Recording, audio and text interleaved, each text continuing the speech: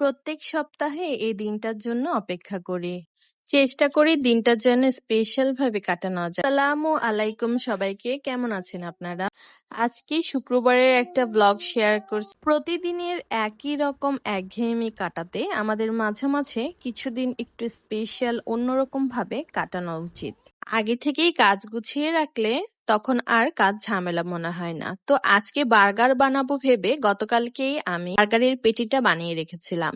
আজকে নাস্তাটাও ছিল স্পেশাল। নাস্তা শেষ করে দুপুরের আয়োজনে লেগে গেলাম। রাইস, চাইনিজ ভেজিটেবলস এবং আমার হাজবেন্ডের পছন্দের উইংস ফ্রাই। তারপর এভাবেই দিন কেটে যায় আমাদের সবার।